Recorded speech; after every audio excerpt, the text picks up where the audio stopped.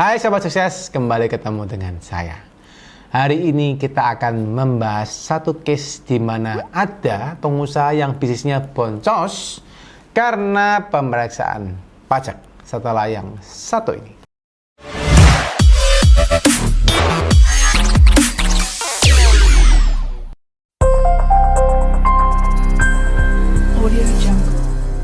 Oke teman-teman, apa kabar semuanya ya? Gimana kabarnya teman-teman, sehat ya semua ya? Saya yakin dan percaya teman-teman yang lagi nonton hari ini lagi pengen belajar soal pajak. Ya bener apa benar ya? Yang benar silakan komentar di bawah. Iya kok gitu ya. Nambah-nambah komentar lah, nggak apa-apa ya. Saya juga biar semangat gitu. Kalau banyak yang komentar positif itu saya semangat ya. Kalau teman-teman yang seneng nonton komentarnya nggak pernah komentar itu saya sedih gitu ya teman-teman ya. Karena yang komentar yang jelek lebih banyak daripada komentar yang baik. Jadi saya sebagai pembuat konten ini juga udah nggak dibayar gitu ya, dapat AdSense ya dapat sih, tapi ya nggak besar-besar amat gitu ya. Tapi intinya saya pengen berbagi sama teman-teman. Kalau yang komentar banyak yang jelek ya sedih juga, sedihnya kan di sini gitu ya.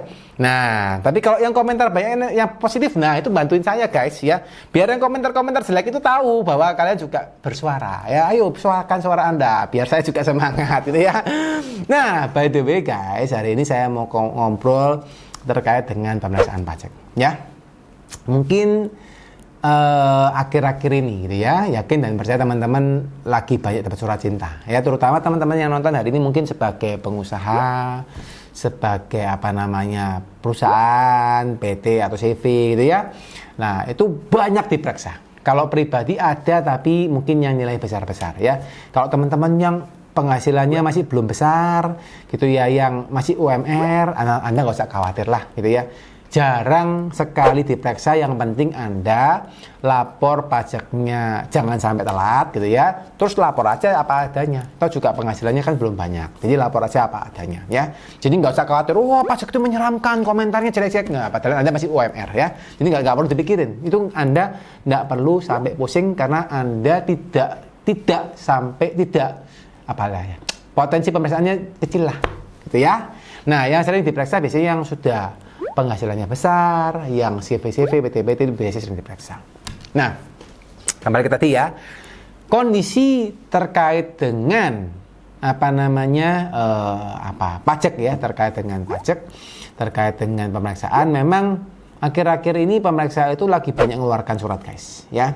Kenapa? Karena kondisinya ya tugas mereka. Ya mau ngomong gimana ya, tugas mereka itu yang terjadi ya. Nah memang problemnya sekarang yang ada di Indonesia untuk saat ini ya, pajak ini memang punya peraturan. Saya ngomong aja apa tadi secara agak vulgar ya, tapi bukan berarti saya mau menyudutkan salah satu pihak ya, tapi ini sekarang semua berbenah ya. Tapi untuk saat ini, waktu ini video dibuat, sepengetahuan saya ya, bahwa untuk saat ini memang untuk trigger pemeriksaan, untuk trigger Anda salah atau benar, itu memang tergantung daripada data yang ada di pusat. Jadi, dari data center di pusat, itu akan memberikan sinyal.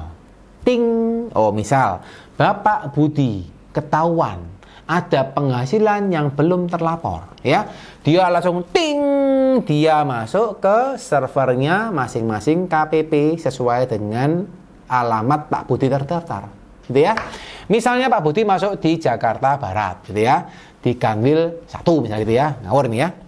Maka di Kanwil tersebut, muncul datanya Pak Budi. Ting, Pak Budi warning warna merah, error, harus dicek. Ya, AR-nya lihat, ya.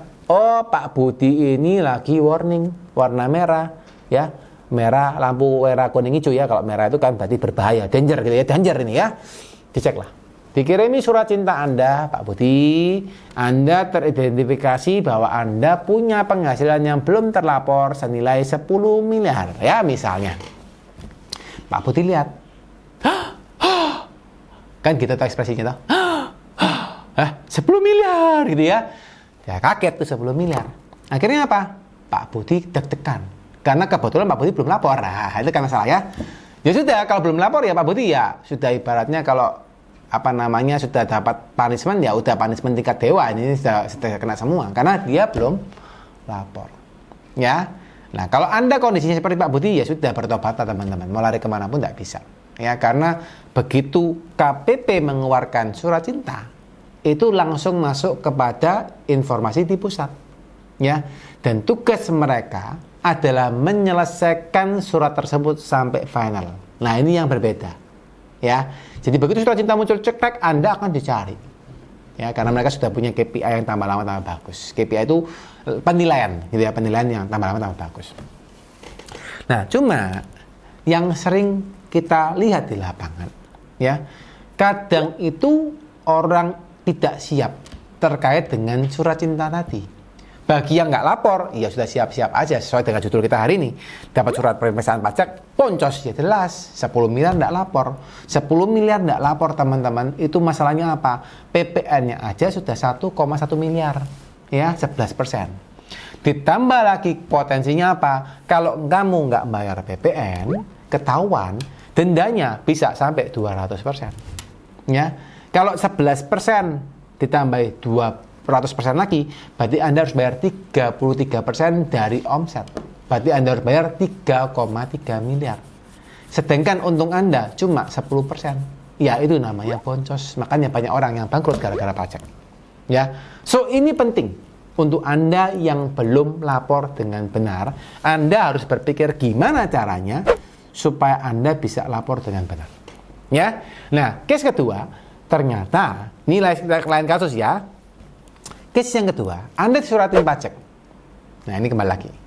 Tapi kondisinya Anda sudah lapor dengan benar, ya. Nah, sekali lagi teman-teman, surat cinta pajak munculnya dari pusat. Tapi yang menindaklanjutin adalah manusia. Ya.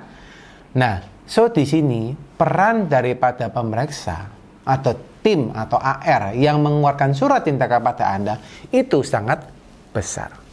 Ya. Untuk itu teman-teman, pastikan karena mereka juga manusia, mereka bukan komputer. Mereka butuh mengetahui diri Anda dan bisnis Anda, bisnis proses Anda dan apapun terkait dengan Anda. Nah, untuk itu teman-teman, Anda harus mempersiapkan jawaban-jawaban yang mendukung penambahan pengetahuan mereka. Ya, misal Anda tanya, ada omset tidak terlapor 10 miliar. Ya, ternyata itu bukan omset. Ternyata adalah apa? Transferan uang masuk daripada pemilik, ya, untuk nambahin modal 10 miliar. Nah, apa yang harus Anda jawab?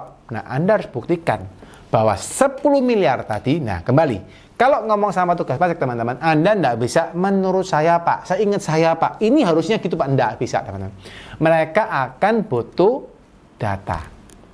Ya, maka untuk itu teman-teman, kalau Anda berperilaku di dalam perpajakan, semua data itu penting untuk Anda siapkan. Ya, makanya pembukuan itu wajib. Ya, kemarin saya sempat ngomong, teman-teman harus pakai software keuangan. Nah, saya sempat ngomong kayak gitu ya, karena memang itu penting. Tapi hari saya nggak akan jelaskan Anda software keuangan apa ya. Anda nih kalau mau tahu, Anda boleh DM ke saya tak infokan. Anda boleh pakai software keuangan apa ya. Tapi kembali bahwa teman-teman harus mempersiapkan untuk pembuktian-pembuktian tadi. Oh, ada uang masuk 10 miliar dari pemilik. Maka apa yang harus Anda lakukan? Anda harus membuktikan bukti transfernya mana. Itu yang pertama. Ya. Terus, gunanya apa 10 miliar itu? Oh, akan dimasukkan sebagai tambahan modal. Maka tanyakan, mana bukti akte penambahan modalnya? Anda harus siapkan. Ya, secara notaris. Nah, ini Pak, sudah kami siapkan draft suratnya, atau ini Pak, sudah kami siapkan legalisirnya, atau ini ada aktenya Pak untuk penambahan modal. Ya. Nah, kalau Anda tidak punya itu, maka ini yang akan menjadi zona abu-abu, teman-teman. Di mana Anda sama pemeriksa akan beradu argumen. Ya, sekali lagi, penentu keputusan untuk benar salahnya tetap akan ada di pemeriksa. Ya, bukan berarti ini jelek ya, teman-teman ya. Tapi namanya juga aturan ya, memang aturannya seperti itu. Mereka yang punya wewenang untuk menentukan, oh, jawaban Anda masuk akal. Oh, jawaban Anda tidak masuk akal. Ya, apalagi ditambahin ya, ada paradigma yang mungkin masih beredar di lapangan, semoga sudah mulai berkurang ya, bahwa pemeriksa merasa, oh, WPWP itu masih banyak yang lapor nggak benar ya, Memang kenyataannya masih banyak yang lapor benar memangnya. Meskipun sudah banyak juga yang berusaha bertobat ya untuk lapor benar. Juga mulai banyak. Jadi Anda pemirsa kalau nonton video ini juga harus ngerti bahwa banyak kok orang yang sudah lapor benar ya. Nah, juga Anda sebagai WP kadang-kadang punya mindset gini. Wah, pemirsa itu cari duit aja. Enggak juga teman-teman ya. Banyak juga pemirsa yang baik. Ya sekarang pemeriksanya baik-baik ya. Tugasnya mereka cari duit, ya iyalah mereka memang tugasnya memang mereka cari duit untuk negara ya. Tapi kalau Anda benar, mereka juga nggak bakal ngapa-ngapain Anda ya. So ini teman-teman, Anda perlu kasih klarifikasi, berikan informasi, jelaskan ke mereka sampai AR-nya ngerti ya.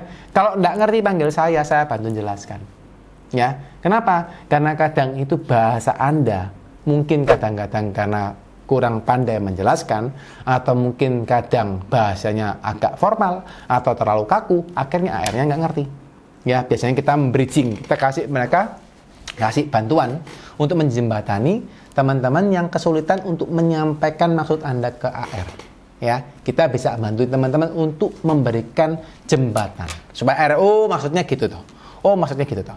Dan seringkali kami sering bantu teman-teman ya, pengusaha-pengusaha yang sulit menjelaskan, akhirnya dari denda yang cukup besar, akhirnya ternyata begitu kita jelaskan, akhirnya ngerti, dendanya turun sangat banyak ya. Nah, so far itu teman-teman yang perlu Anda pahamin ya, gimana Anda jangan sampai jadi pengusaha yang boncos gara-gara pemeriksaan pajak ya. Sekian video ini saya buat, semoga konten ini bermanfaat buat teman-teman. Kalau bermanfaat silahkan di-share ya ke teman-teman yang lain, supaya juga banyak manfaat yang memberkati orang lain. Dan buat teman-teman yang merasa konten ini bermanfaat juga, silahkan di-like dan subscribe supaya bisa dapat konten yang menarik dari saya ya. Terakhir, teman-teman yang pengen belajar soal perpajakan, di kolom komen yang dipin ada informasi terkait dengan e-course yang sudah saya buat, namanya Mahir Pajak. Pastikan Anda belajar ya. Kenapa? Karena Anda perlu tahu soal perpajakan. Lewat dari YouTube bisa ya, tapi kalau itu sangat komprehensif sehingga Anda bisa belajar perpajakan dengan lebih detail, plus persiapan Anda untuk laporan tahun depan ya. Sekian teman-teman, semoga teman-teman selalu sehat ya, badannya selalu diberkatin, usahanya selalu buka tambah cabang ya, selalu bayar pajak legal ya, tapi hemat juga gitu ya, dan Anda sekeluarga berbahagia ya. Bye bye.